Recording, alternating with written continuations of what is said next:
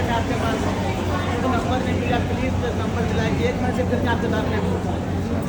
मैं बहुत मेरी डॉक्टर साहब भाई मेरी मजबूरी आप समझते, 1 महीने से फिर तो आपने को मैं ओके डन चलिए ना पावनी मैडम को देखो मैं देखता हूँ जी अच्छी तो टाइम लगता है मम्मी बैठ जाती हूँ मैं सुबह 7 बजे से आके बैठती हूँ। ओके देखता तो आप इतना मशहूर बोल रहे हैं, पूरे फोन में पूरे टीवी में ऐलान कर रहे हैं आप हमारे साथ में। अब पूरे मीडिया वाले सब आप हैदराबाद कहाँ है बोलो, मैं यहाँ से प्रवीण कुमार अम्बाला डॉक्टर साहब निम्स के वहाँ से मैं आपके पास आई, तो समझ जाओ आप कितनी तकलीफ है जो मैं आपके पास आई। पूरी दवाइयाँ लेके आए ना दवाई पूरे लेके आए खाली एक फाइल लेकर प्रवीण की मैं देखता मम्मी जी अच्छी बात है।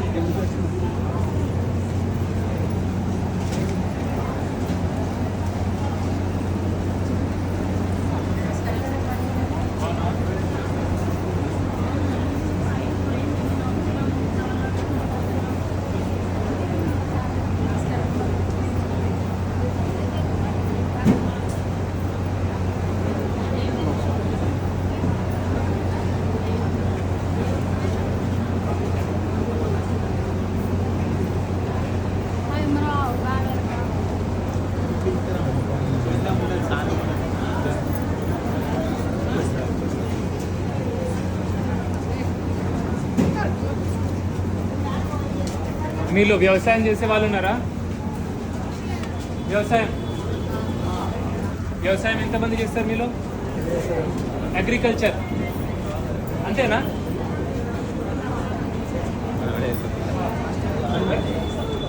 వ్యవసాయం చేసే వాళ్ళకు ఒక రిక్వెస్ట్, మీకు పైసలు రావాలంటే బాగా ఒక ఐడియా నేను మీకు ఇస్తాను. వ్యవసాయం చేసే వాళ్ళకి పైసలు సంపాదించే ఒక ఐడియా ఉంది. ఓకే, ఇప్పుడే ఆలోచిస్తుండేది, దారిలో తెలిసింది నాకు. ఒకప్పుడు రిఫైన్డ్ ఆయిల్స్ బాగా వాడేది, ఇప్పుడు గానుగ నూనె చాలా ఎక్కువ వాడుతున్నారా? మీకు అర్థమవుతుందా గానుగ నూనె వాడకం ఎక్కువైందని? మీరు ఓన్లీ వరి కాకుండా పల్లీలు ఉంటాయా? పల్లీలు కూడా పండించండి. పల్లీలు వేరుశనగలు అంటారు కదా, వేరుశనగలు పెంచండి, అవి పెంచండి. దానికి డిమాండ్ పెరిగింది. ఇప్పుడు మీరు గానుగ నూనె చూడండి, ముందు ఒకటి ఉంటే ఇప్పుడు 10-100 అయినాయి, అది ఇంకా పెరుగుతుంది. సో వేరుశనగలు పల్లీలు పెంచి మీరు అమ్మితే పైసలు ఎక్కువ వస్తాయి. ఎప్పుడు వరి రైస్ అయినా ఇది ఐడియా నడుస్తా కదా? నీకు అర్థమవుతుందా? కొంచెం డిమాండ్ వచ్చింది పల్లికాయకి అట్లాంటి వాటికి, చూడండి. ఓకే చేయండి. ఇంకోటి కుసుమ నూనె అంటారు చాలా మంది, కుసుమ నూనె వాడచ్చా అని. నేనైతే కుసుమ నూనె అడ్వైజ్ చేయను. నాకు కుసుమ నూనె గురించి ఎక్కువ తెలియదు. నేను నా పేషెంట్స్కి కుసుమ నూనె తినమని చెప్పలేదు.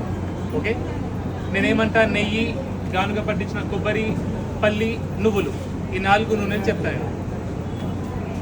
నెయ్యి, గానుగ పట్టించిన కొబ్బరి, పల్లి, నువ్వులు, ఇవి 4 వాడితే కొంచెం మంచిగా హెల్త్ బెనిఫిట్ ఉంటుందని చూసిన.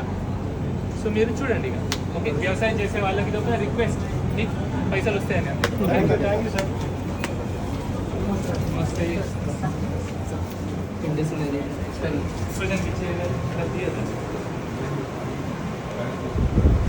ఓకే, అయిపోయింది కదా. ఓపీ అపాయింట్మెంట్ లేని వాళ్ళకి పావని మేడం అపాయింట్మెంట్ తీసుకోండి. ఓకే, దయచేసి అపాయింట్మెంట్ లేని వాళ్ళు నెక్స్ట్ టైం అపాయింట్మెంట్ తీసుకొని రండి. అపాయింట్మెంట్ లేని వాళ్ళని పావని మేడం ఫస్ట్ చూస్తారు. పావని మేడం చూసిన తర్వాత నేను చూస్తాను. ఓకే, ఇంకోటి మీకు డైట్స్ ఏమైనా చెప్తే అవి దయచేసి చూడండి, ఫాలో అయ్యే ప్రయత్నం చేయండి. ఓకే, అందులోనే 90% ట్రీట్మెంట్ ఉంటుంది. ఓకే, ఫస్ట్ ఒక నెలది చేయండి. చేసారు ఆల్రెడీ? ఏం ప్రాబ్లమ్స్ వచ్చింది మీరు? ఎట్లున్నాడు పేషెంట్ ఇప్పుడు? ఎట్లున్నాడు ఇప్పుడు? ఎట్లండి?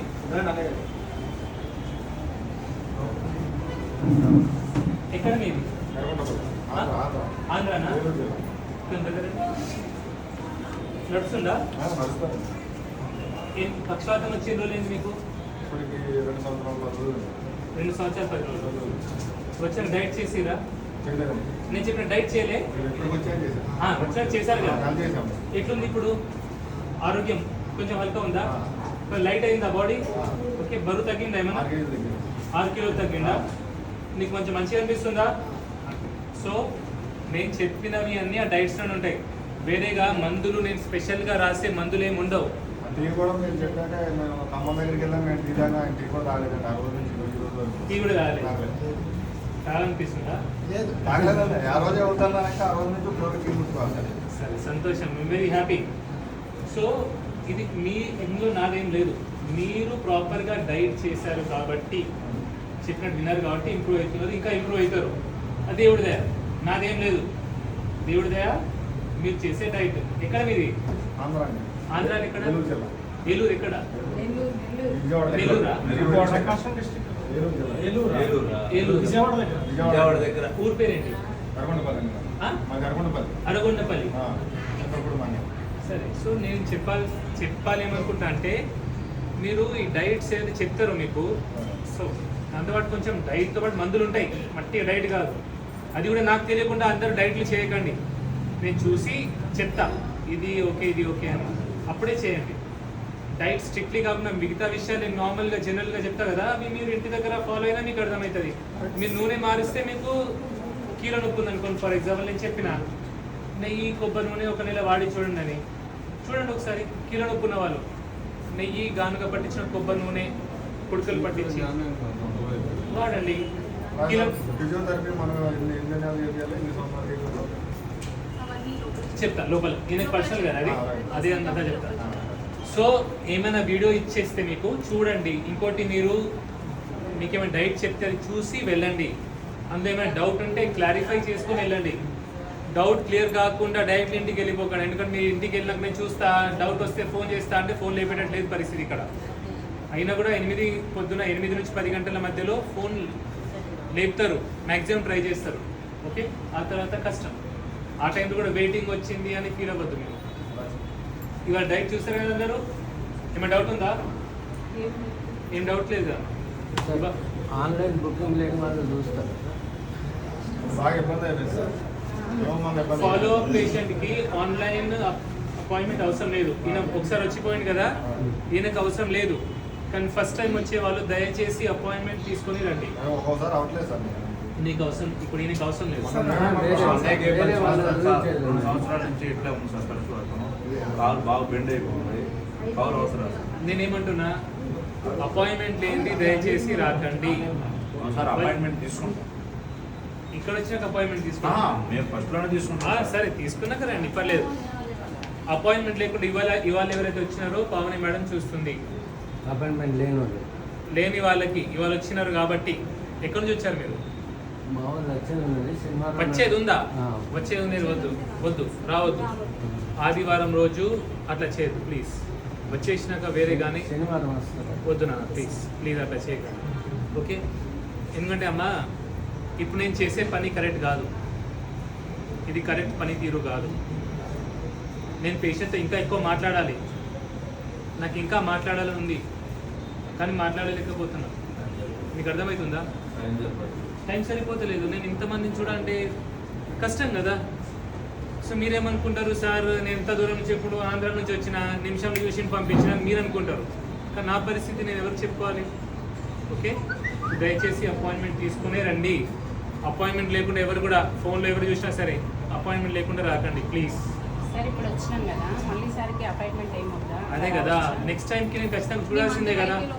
మందులు అయిపోయి లోపల రండి. మళ్ళీ నేను నెలకు రామంటే మళ్ళీ సంవత్సరం తర్వాత వచ్చి నేను పాత పేషెంట్ అనకండి. ఓకే, అది కూడా ఉంది మళ్ళీ. సో రెగ్యులర్గా వచ్చేసే అప్పుడు ఓకే. ఇప్పుడు నేను సంవత్సరం క్రితం నేను వచ్చిన పాత పేషెంట్ అని అవి తీసుకుని వస్తే ఎట్లా చెప్పండి? మీరు కూడా నా సైడ్ కూడా కొంచెం ఆలోచించండి, అంతే నేను చెప్పే రిక్వెస్ట్.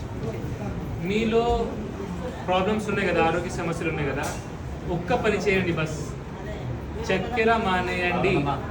చక్కెర ఎంతమంది వాడతారు చేతులు లేపండి. నిజంగా మీకు దండం పెట్టి నాది ఒక రిక్వెస్ట్, దయచేసి చక్కెర మానేయండి. ఇంకోటి, చక్కెర మానేయమన్నా కానీ మన బెల్లం, తాటి బెల్లం వాటికి వెళ్ళకండి. ఓకే, తీపి అనే దాన్ని పక్కన పెట్టండి. ఒక 6 నెలలు బంద్ పెట్టి చూడండి మీరు. షుగర్ ఫ్రీ అని వస్తున్నాయి కదా, ఏ వద్దు, తీయటిది ఏది వస్తువు అయినా సరే ఒక 6 నెలలు దాన్ని పక్కన పెట్టండి ప్లీజ్. చేస్తారా? ఎంతమంది చేస్తారు చెప్పండి, నిజంగా చేస్తే చేతులు లేపండి. సార్ నేను నెల ఆయే బంద్ చేసి టీ బంద్ చేసిన చక్కెర బంద్ రే. నేను ఉండలేను సార్ టీ లేకుండా అసలు. చక్కెర చక్కెర లేపవు నువ్వు చేయలేపుతలేవు, లేప ప్లీజ్. చక్కెర ఓకే, గ్రీన్ టీ చక్కెర లేకుండా తాగొచ్చు. గ్రీన్ టీ చేస్తారు కదా. ఈ ఒక్క పని 6 నెలలు చూడండి, మీకు 70% మీ ప్రాబ్లమ్స్ హీల్ అయిపోతుంది. 70% ప్రాబ్లమ్స్ హీల్ అవుతుంది. చేసి చూడండి. ఓకే, ఓపి చూద్దాం.